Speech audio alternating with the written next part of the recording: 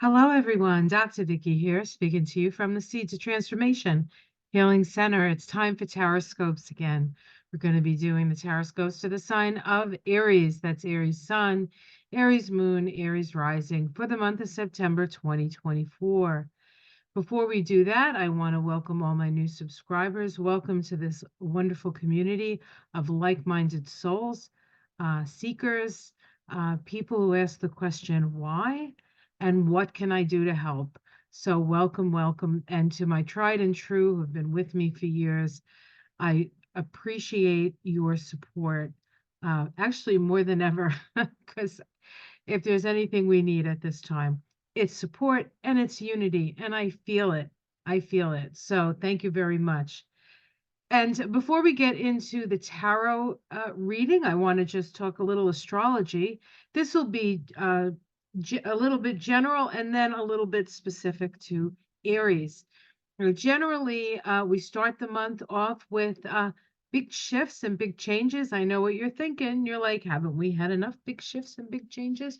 Well, obviously not. The universe is not quite done with us yet. And as we begin the month of September, we have Uranus, the planet of change, the planet of getting the rug pulled out from under you, the planet of surprises, revelations, revolution, and rebellion. Stationing retrograde. When Uranus is moving forward, it's the rebellion, the revolution, the revelations are outward. When it's moving backwards, which it'll be doing as of the 1st of September, they're more internally oriented. And we have an opportunity to look and see how far we have come in the months that it's been direct. And I can't remember exactly when it turned direct, but I think it was February, maybe, or January. So it's been direct for a while now. It's going to be retrograde for a couple of months. We'll have an opportunity to come to terms with the changes that we've seen, the surprises, the things we weren't expecting. And we also have Pluto, another one of those transpersonal planets, and one of your, well, no, not your planetary rule, but um, the engine of evolution, retrograding back into Capricorn. This is the last gasp of Pluto in Capricorn. It will be in Capricorn until the 20th of November, Joe Biden's birthday. And we are kind of, this is a culmination of the last, say, 16 years of our journey of Pluto through Capricorn, where we got to see front and center those things that we thought would never change, right? Banking, government, um, large institutions, money, um, the rich, the plutocrats. The plutocrats have been revealed, haven't they? Like we didn't know who the plutocrats were at the beginning. And now we have a better idea. And of course, now Pluto, once it's done with its little foray back into Capricorn, is going to be in Aquarius for the next, 20 years. So those plutocrats, they better start appointing their bunkers because it's the power of the people, guys, the power of the people. And so those are just two big general things that are happening. We have a new moon on the 2nd that is at about 13 degrees of Virgo. That sits in your house of health and practical considerations. So this would be a good time for you to get a health checkup or start a new health regime. We do have a full moon in the sign of Pisces, and it is close enough at 26 degrees of Pisces to the north and south node. The north node is in Aries, as you know, the south node is in Libra. This full moon, it's a south node eclipse, is close enough to the nodes of the moon to be considered an eclipse. So we have a full moon in your case, Aries, in the houses of healing, both spiritual healing, the 12th house, where we'll have the moon in Pisces, and in the 6th house, where we have the sun in Virgo. So realizations, awakenings, and it is an eclipse, so it might be a surprise to you. So you might, if there is a health issue that you have to attend to, I would say attend to it. Toot sweet, but you'll know. It'll be evident. It's not gonna. It may surprise you, but it's not going to confound you. So if that is the case, now that's not true for everybody. That's not true for every Aries. So don't worrying about those things doesn't help. Attending to what needs to be attended to is the best way forward. Now, you are a Mars ruled sign, and Mars starts the month in Gemini and then moves into Cancer. And that happens, on the 4th. And, you know, Mars in Cancer is not the easiest of Mars to deal with, especially as an Aries. Aries likes things point A to point B as the crow flies, the quickest way possible. I know I'm married to an Aries, so I understand this. And Cancer is, first of all, Aries is willing to confront things. Cancer is not.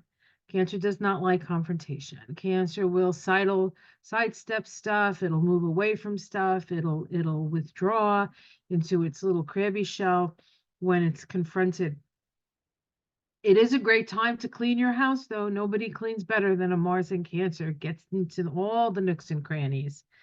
But it is a time of high emotions. And so while I would say Aries is not particularly capable of dealing with emotions, a lot of times emotions can get in the way of your progress, and it may seem a little strange to you, but you will be feeling a lot of things. And Cancer, as a fellow cardinal sign, it is in a square to your Aries energy, and it is a square that requires us to take action. And this is where you shine, um, Aries, because if one thing we know, Aries is good at taking action. The thing is you might find some of that a bit frustrating. So, do your best to avoid the frustrations that can bring in. Now, we also have the sun in Virgo, as I said. So we're going to deal with um, our our health and our health, our welfare,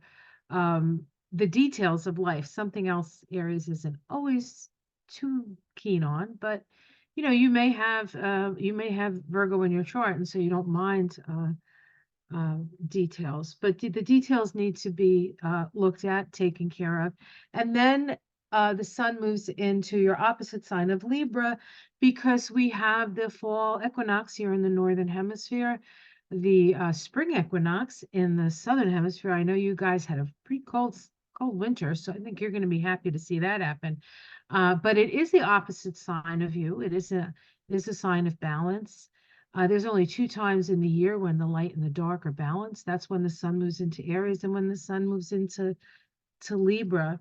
Here in the northern hemisphere, the dark half of the year starts to take precedence. In the southern hemisphere, it's opposite. The light part of the year takes precedence. And so here in the northern hemisphere, we may start to slow down a bit.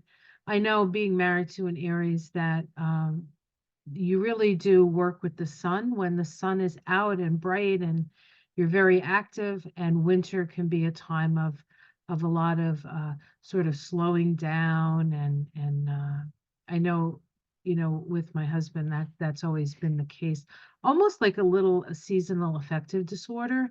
They can get a little blue. My mom was a Leo and she did the same thing. I think it's seen in fire signs. I'm a Cancer, and I love to be able to just like snuggle up next to the fireplace and not be bothered, quite honestly, um, and have more time for introspection. But that's not really fire. That's not the energy of fire. So, you're changing gears now, and you need some rest. So take the rest. Take the rest that's being offered. There is a lot of energy in the house of relationships, so you'll be working on your relationships, right? What are you going to do? What am I going to do? Let's balance things out. Let's talk about it. Let's have a discussion. Let's come to some decisions, that kind of stuff. All right. And let me just see if there's anything else I want to mention. Not really. Venus does, when the sun moves into Libra, Venus will move into Scorpio. That's your house of sex, death, and rebirth. So it's not necessarily bad news with Venus there. can be a very sensual time. So enjoy that as it comes, as that runs through your life. All right, I think that's what I want to say about Aries. So I'm going to use one of my new decks, and I actually I purchased this deck, where this either purchased or it came to me. I purchased it and then it came to me. Well, you know what I mean. Arrived at my door. Right around the time that Joe Biden stepped down and Kamala Harris was, he backed Kamala as the Kamala, sorry, Kamala as the nominee, and since then, boy, hasn't that taken off. But it's the Bee Tarot, and she reminds me of the Queen Bee, actually, and she does have her moon in Aries, so this reading could actually apply to her, as would the Libra reading and the Gemini reading, because she has a Libra sun and a Gemini rising. So if you want to keep track of Kamala, Kamala, I know it sounds a bit bizarre, but Kamala, that's how conditions are. If anybody's wondering where that's from, I know many of you know, but for those youngsters out there that may not know what I'm singing, that is the song from Camelot. Camelot, the play about King Arthur and his courts. Let's see. The Prince of Wands. The Prince of Wands. The Prince of Wands is an energy of movement.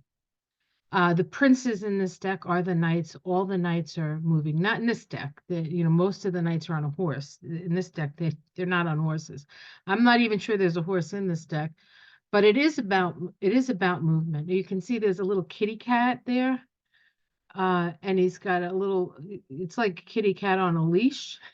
So things are moving. Perhaps the kitty cat is helping things move. But there is a sense of movement. There's a sense of getting the word out. This is an Aries reading, so the fact that we start with movement is a good omen, Aries. All right, let's see. What's crossing it is the High Priestess. In this deck, it's called Melissae. Melissae. It looks like Melissa, but it's Melissa AE. So A and an E at the end. And of course, the name Melissa means bee. Melissa means bee. So all of you Melissas out there, you're connected. Well, this is the High Priestess, and the High Priestess, as a challenge, says that you don't have all the information you need. So you're ready to move, you're ready to go forward, but there's something that's hidden. There's some information that's hidden that you're not aware of yet. And we have the Hanged Man at the root. So the Hanged Man can't move. So you're ready to move, Aries. But the High Priestess says you don't have all the information you need. And this card at the root says that you need to look at the situation from a different perspective, that you need to figure out what you have power over, what you have influence over, and you can work with that yourself. That's what you have influence over. And that you have to trust and connect with spirit. This is a time of sort of, it's more of a time of observation, which I know you're not liking, Aries, but there it is. That's what these cards said. In the past, we have the Ten of Pentacles. So a lot of support, a lot of money support. If you happen to be Kamala Harris, I think she made $500 million in like a month, when it's unbelievable. But well, that's good. So you're well funded. You're well funded now. If you're not Kamala and you don't have $500 million in your coffers, that's okay too. It means that you've done your due diligence. You've had support. You've been very careful with your resources, which is a good on you, Aries, because that's not always, Aries isn't always known for that. In the sky, we have new ideas, new beginnings, new creative projects. So I think what these cards are saying is stay put. You don't have all the information. There's more information coming, and when you get it, you're going to know. Well, that's kind of cool. Let's see what's in the immediate future. The Two of Swords. This is a bit of a, again, this is sort of counseling you to not, you have a decision to make, but you don't necessarily have to make it now. You need to get all the information. You need to utilize your intuition. It's not going to be evident in the normal evident ways, like this is a good direction to go, this is a bad direction to go. You're going to have to utilize your intuition. Again, it's a very, very intuitive time. And also, so far, it says, don't go anywhere. Stay where you're at. How it's seen from the outside, that you have a lot of support, you have a lot of friends, there's a lot of joy around you. The Three of Jars, which is the Three of Cups in this deck. You see these girls dancing and having a good time. They have their honey pots, they have the bees and the flowers. It's a really nice energy. People really like you, Aries. In your domestic situation, we have the Ten of Swords. There's a loss happening, but the loss brings a new beginning.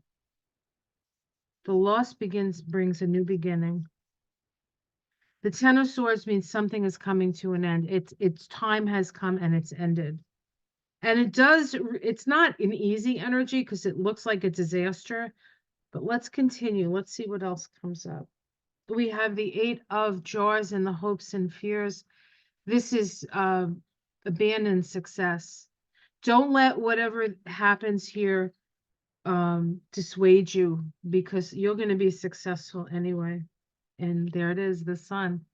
So I almost feel like you might have a spy in the camp or somebody who's not completely on your side or something like that, but everything, whatever befalls the Aries, the time has come for that to be ended and something new to begin. And then we end with the most powerful card in the deck, the Sun. Full illumination, full illumination. And you will know what direction to go. In fact, you might have gone in the wrong direction had this not happened. So allow the process to happen. I don't want you to fret. You're going to have to decide what you have control over and what you don't. You don't have control over what other people do, mostly. No, really, your only control is your own choices in your life. Let's see what's underneath it. The Ten of Cups, that's happiness. The Ten of Jars. The Princess of Wands, the truth. And the Four of Wands, you're going to know where your support lies. So you're going to, as you move through this month of September, you're going to have a better idea of where your safety and your stability lies. Wow. Woo, what a reading. Goodness gracious. And then the next card is the tower, the star. Sorry, not the tower. I didn't say that. The star. So that's a democracy card. So this is Kamala's reading. There is something unexpected coming up, but in the end, it's going to be for the best, because she's going to know who's on her side and who isn't. All right. Let's pick I'm also using a new deck, Oracle deck that I picked up. It's the Tree of Life Oracle. And I work with the Tree of Life, so I'm pretty fussy, and it's really a lovely deck, and the art is just fantastic. So, and I just love the art in these decks. So creative. And, you know, sometimes the art is like, oh, yeah, well, it's the art. But in this deck, the art really does work well with as I understand, the Tree of Life. The guy who wrote it is named David Wells. Looks like a nice guy. He is an astrologer, past life therapist, teacher. He's the author of Kabbalah Made Easy, and he's from the UK. So probably Golden Dawn. Probably a Golden Dawn guy. Great stuff. Great stuff. All right. It's through Hay House. They usually put out some nice stuff.